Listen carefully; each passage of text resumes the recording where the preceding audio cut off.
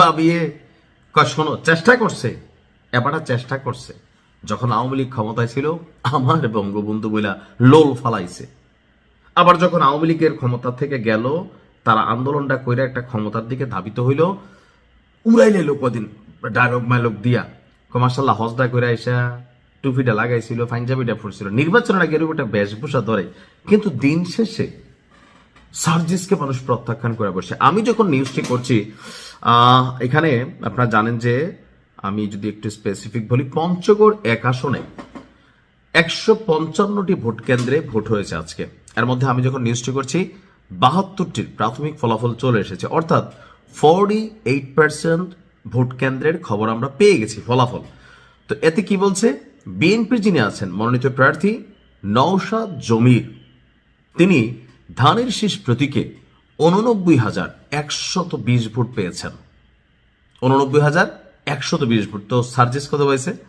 তার নিকটতম প্রতিদ্বন্দ্বী জাতীয় নাগরিক পার্টির উত্তরাঞ্চলের মুখ্য সংগঠক 11 দলীয় জোটের প্রার্থী সার্জিস আলম শাপলা কর্তৃকে পেয়েছে 71,570 ভোট। জেলা নির্বাচনের অফিসের তথ্য অনুযায়ী পঞ্চগড়ের 2টি সংসদীয় আসনে মোট 15 জন প্রার্থী প্রতিদ্বন্দ্বিতা করেছেন। তার মধ্যে উল্লেখযোগ্য হচ্ছে সার্জিস এবং বিএনপির নওশাদ জমির। এই এলাকায় টোটাল ভোটার হচ্ছে 4,58,807 জন এবং ভোট কেন্দ্র 155টি। তো পঞ্চগড় 2 আসনে এখানে যতটুকু আপনার ভোটের রেজাল্ট আসছে, দুজনের মধ্যে ব্যবধান হয়ে গেছে 18,000। 48% রেজাল্টে 18,000 ভোটে এগিয়ে আছেন বিএনপির প্রার্থী।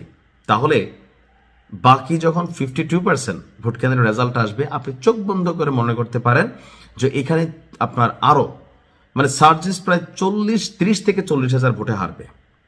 কারণ প্রেডিকশনটা হচ্ছে কি, যে ধরেন 100, 150, 200, 1000, 2000 এরকম প্রেডিকশন থাকলে আপনি একটা আশা করতে পারেন। কারণ কেন্দ্রগুলো হয় কি, যে প্রত্যেকটা এলাকায় 2-1টা থানা মিলা আপনার এই নির্বাচনী আসনগুলো হয়। সো যে এলাকার কথার কথা, যেমন ধরেন 2টা থানা, একটার নাম এ, একটার নাম বি।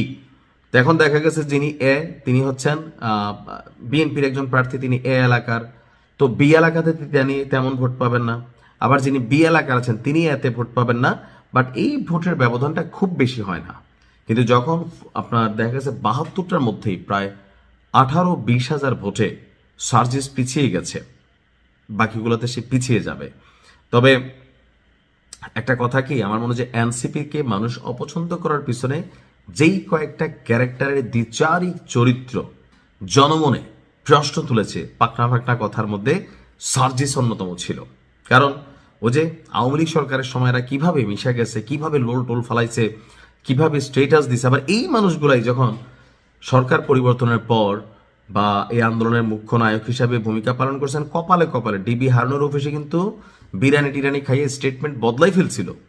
আমরা জানি এটার পিছনে জামাত তাদের কি বলে যে দক্ষতার মাধ্যমে সরকারের পতন করাইছে, তারা সামনে চলে আসছিল, নয়তো এই সার্জিসকে বাত্তি দিয়ে খুঁজে পাওয়া যেত না।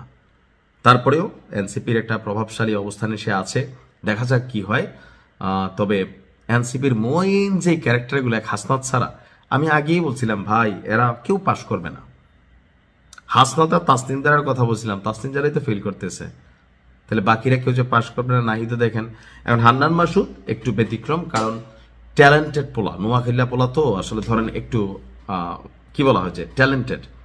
সে প্রথম থেকে টেকনিক্যালি কাজ করছে তার এলাকার জন্য, আর মানুষ বুঝছে যে না একটা ভিন্নতা আসবে। দেখা যাক কি হয়। ভালো থাকবে।